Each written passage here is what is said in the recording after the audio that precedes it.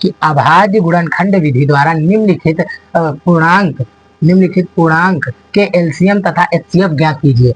तो पहला क्या दिया है, पहला दिया है 12, 12, 15, 21 का। तो आइए पहले 12, 15, 21 का करते हैं। तो यहाँ लिखेंगे अभाज्य गुणनखंड विधि द्वारा, तो पहले यहाँ लिखेंगे 12, 12 का जब गुणनखंड करेंगे ना तो क्या बनेगा 12 का गुणनखंड, 2 तिहाई 6, 2 दूनी 4, 2 तिहाई, ये देखिए 2 दूनी 4, 4 तिहाई 12, ये गुणनखंड हो गया किसका, 12 का। अब 15 का करेंगे तो 15 का क्या होगा, 3 5 15, ये हो गया। अब जब 21 का करेंगे ना तो 21 का जब हम करेंगे तो 7 त्रिक तो 3 और 7 हो जाएगा। अभाज्य गुणनखंड विधि में क्या होता है, जो कॉमन होता है, जो कॉमन होता है, देखो 3 इसमें तीनों में है ना, जो कॉमन होता है, जो कॉमन होता है उसे हम लिख लेंगे एक, फिर गुणे एलसीएम लिखने के लिए एलसीएम, एलसीएम निकालने के लिए जो कॉमन होगा तीनों में उसे लिख लेंगे। फिर उसके बाद जो बच रहा है उसे पूरा लिख देंगे। तो देखो इसमें क्या बच रहा है, 2 गुणे 2, इसमें क्या बच रहा है 5, इसमें क्या बच रहा है 7। ठीक है, अब इसका गुणा करते हैं, 2 तिहाई 6, 2 तिहाई 6, 6 दूनी 12, 12 पंचे 60, 60 सते 420, ये देखिए 420 आ गया, ये एलसीएम हो गया। ठीक है, पहला आंसर आपका आ गया। अभी कह रहा है एचसीएफ भी बताइए, एचसीएफ जो कॉमन होता है, कॉमन क्या था 3, तो यहाँ लिख देंगे एचसीएफ बराबर 3, ये हो गया। इसे हम नीचे लिख देते हैं, इसे हम नीचे लिख देते हैं और जगह फिर कम पड़ जाएगी, जगह फिर कम पड़ जाएगी। 420 ये पहला आंसर है, फिर लिखेंगे एचसीएफ बराबर 3, ये आपका दूसरा आंसर होगा। फिर आइए चलते हैं इसी तरह दूसरे पे। तो दूसरे पे क्या दे रहा है, 17, 23, 29, 17, 23, 29 का अभाज्य गुणनखंड निकालना है। तो आइए चलते हैं, पहले 17 का निकालेंगे।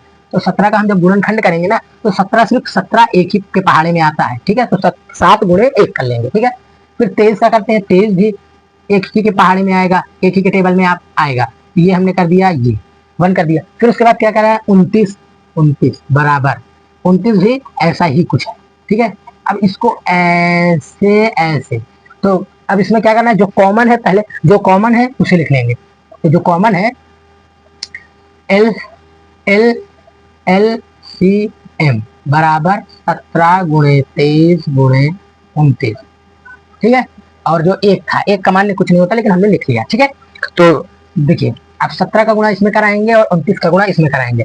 तो आंसर आपका जो आ रहा है एलसीएम एल बराबर आ रहा है 1039 का दूसरा आंसर। अब देखिए, अब जब दूसरा आंसर आ गया, अब एलसीएम है, एलसीएम। तो आइए चलते हैं एलसीएम। एलसीएम क्या है, जो कॉमन होता है। तो कॉमन क्या है, एक है। जब कोई भी संख्या 2 है और किसी का एलसीएम नहीं निकलता है, जब किसी भी संख्या का एलसीएम नहीं निकलता है तो हम उसमें, जैसे 2 संख्या है उसका एलसीएम नहीं हो रहा है, मतलब एचसीएफ नहीं निकल रहा है। जैसे दे दिया 13 दे दिया 17 दे दिया, इसका एचसीएफ नहीं निकलेगा। तो हम इसमें क्या करेंगे, इसका एचसीएफ हम एचसीएफ बराबर 1 हो जाएगा। ठीक है, क्योंकि 1 से ही कटेगा अगले वाले। फिर इसमें का क्या होगा, एक कॉमन हो गया, एक ये हो गया दूसरा आंसर आपका आ गया। ठीक है, अब चलते हैं तीसरे की ओर, इसे इरेज कर देंगे। दोनों का स्क्रीनशॉट लेना हो या वीडियो वो देखना हो, स्क्रीनशॉट लेना हो तो आप ले सकते हैं। फिर तीसरा है, आइए चलते तीसरे की ओर। तो तीसरा क्या दे रहा है, 8, 9, 25 का एलसीएम। तो देखिए 8 का गुणनखंड क्या होगा, 8 का गुणनखंड होगा 2 दूनी 4 दूनी 8, ये कर लिए। 9 का गुणनखंड क्या होगा, 3 त्रिका 9। अब 25 का गुणनखंड क्या होगा, 5 गुणे 5। ठीक है, अब इसमें का एचसीएफ तो निकल नहीं रहा है। ठीक है, तो अब इसको हम एलसीएम बराबर इतना इतना अलग कर देते हैं, ये दूसरे का। ठीक है, एलसीएम बराबर क्या होगा, 2 गुणे 2 गुणे 2 गुणे 3 गुणे 3 गुणे 5 गुणे 5।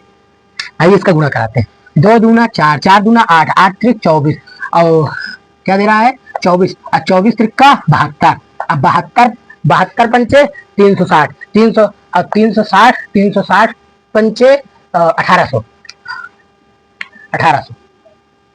ये हो गया 1800। तो यहाँ लिखेंगे एलसीएम बराबर 1800।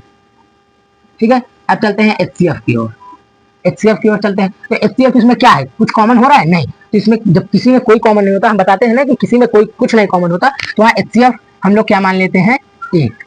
तो ये हो गया एचसीएफ बराबर 1। जब कुछ कॉमन नहीं होता तो HCF 1 हो जाता है। तो इसी तरह के वीडियो या इसी तरह के सॉल्यूशन पाने के लिए बने रहिए हमारे ज्ञान शक्ति चैनल पे। और आपको बायो, फिजिक्स, केमिस्ट्री सभी चीज़ें बताई जाएंगी। क्लास 6 से लेके क्लास 10 तक हम पढ़ाते हैं।